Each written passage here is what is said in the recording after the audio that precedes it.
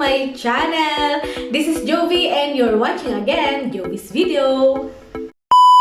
So yun mga kabayan, ang topic natin for today is kung maaari ka bang lumipat ng kumpanya kapag nandito ka na sa Czech Republic. Kasi usually sa ating mga Pinoy, di ba, ginagawang stepping stone ang pagpunta dito sa Europe. So minsan, di bali nang hindi mo talaga gusto yung bansa na pupuntahan mo or yung kumpanya na papasukan mo, basta gagawin mo siyang stepping stone para in the future is makahanap ka talaga ng mas gusto mong trabaho at mas malaking sahod. Normal po yun, wala pong masama dyan. Pero ang tanong, pwede mo bang gawin yun dito sa Czech Republic? So yun guys, kung gusto mong malaman ang sagot, keep on watching!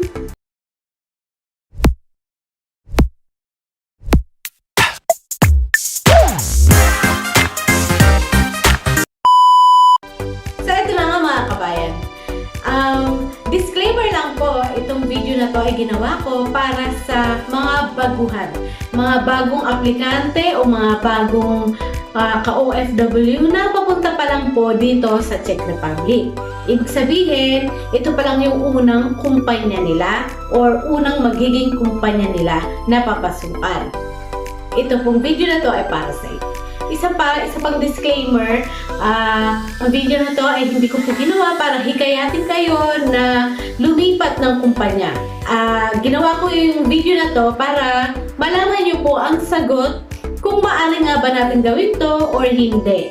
Kasi di ba may mga bansa na talagang kailangan mong kumpletuhin yung 1 taon or 2 taon na kontrata bago ka mag-move in sa bagong kumpanya. Di ba po, may ganung bansa?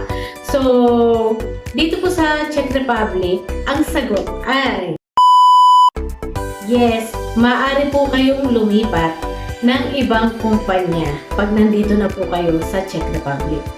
Pero, may mga conditions.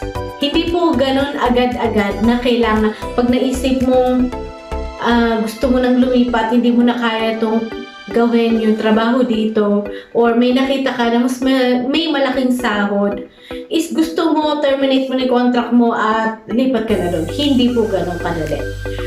So, may mga conditions po yan, may mga rules by the law na kailangan din po natin sundin para po hindi po tayo magkaroon ng problema sa mga papeles natin, sa mga working permits natin at hindi rin po tayo magkaroon ng problema sa mga kumpanya.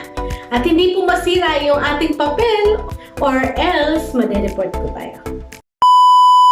Una sa lahat, kapag di ba papunta ka pa lang dito sa Czech Republic, diyan pala sa Pinas, sa agency is makikita mo na sa kontrata mo mga conditions ng sahod, ng working hours, kung free accommodation, etc. Lahat po, di ba? Makikita na natin dun sa kontrata. So, doon pa lang sa agency, bago ka pumirma, basahin niyo po munang mabuti at siguraduhin yung gusto niyo to at tatanggapin niyo. Para at the end, pagdating po dito, hindi po kayo magrereklamo or magtatanong bakit ganito, maliit pa lang sahod.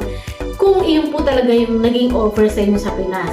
So, kailangan yung maging sigurado kung talagang tatanggapin nyo yung offer nila bago po kayo pumirma. Ayan. So, ito na nga. Halimbawa, gusto nyo na pong lumipat ng kumpanya at ayaw nyo na pong tapusin yung kontrata nyo na pinirmahan sa Pilipinas, ay maaari naman po yun. Pero sa kondisyon na kailangan tapusin nyo po ang 6 months period bago po kayo lumipat ng ibang kumpanya. Ito po ay batas dito. Wag po kayong lilipat o mag-terminate ng contract kung wala pa po kayong 6 months. Pakatandaan nyo po yan kasi masisira po ang papel nyo. Ito po ay batas na kailangan tapusin mo ang 6 months at least bago ka pupayagan na lumipat sa mga bagong kumpanya. Pangalawa pa na kondisyon is aside from from magre-resign po kayo o magpapaterminate kayo ng contract sa employer nyo, meron po kayong 2 months render. Ano po yung 2 months render? Ibig sabihin, yung 2 months, kailangan mong tapusin bago ka tuluyang makapag-umpisa ng trabaho sa bago mong kumpanya. So, for example, ngayon yung araw ka nag-resign. So, magsasign po kayong pareho sa termination paper. Isang copy sa kanila, isang copy sa'yo. At from this day, bibilang po kayo ng 60 days bago po kayo tuluyang lumipat sa bago niyong kumpanya. Ibig sabihin, tatrabaho pa kayo ng 2 months bago po kayo makapagsimula sa bago niyong kumpanya. Ito po talaga ay rules dito po. As a advice po as an OFW, wag na wag po kayong lilipat ng kumpanya nang wala pa kayong 6 months. Yan, parang awa nyo na. Kasi, ito po ay magiging cost ng inyong pagsira ng papel nyo dito sa Czech Republic. Pag hindi nyo po sinunod yung batas na yon, maaring hindi na po kayo tanggapin ng mga iba pang kumpanya kasi masisira po ang papel nyo. At may chance po na kayo ay ma-deport. Meron pa pala akong gusto kong sabihin, guys, na kapag ka nag-terminate ka ng contract, hindi po ibig sabihin is gusto mo dahil may nakita kang ibang kumpanya na mas malaking pasahod, mas konti ang working hours, or dahil na-chika sa'yo ng ibang kababayan na eto, okay dito, ganyan. So, alam mo naman natin, real talk talagang may ganyan kahit saang bansa. So, bago po kayo mag-decide ng ganyan, ang termination of contract po ay by reason. Hindi po basta gusto mo lang lumipat, ay okay na. 6 months na ako, okay na. Go na ako. Hindi po ganun. May batas pa rin po silang sinusunod na due to reasons, kaya ka po papayagang mag-terminate ng kontrata. Ano yung mga reasons na yun? Example po, yun nga, sa Pinas, di ba may kontrata po tayong pinirmahan. Yun pa lang, consider mo na yun kung tatanggapin mo or hindi. So, pagdating dito, kapag yung kontrata na yun is hindi nasunod, example, ang sahod mo is hindi nasunod na nakasulat, kung ano yung nakasulat sa kontrata, pwede yun ang maging reason.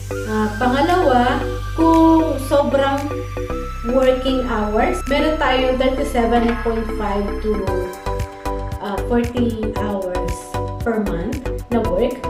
Pero kung sobra-sobra po ang patrabaho sa inyo at hindi po binabayaran ng mga OTs nyo, valid reason din po yun para po kayo ay magpa-terminate ng contract.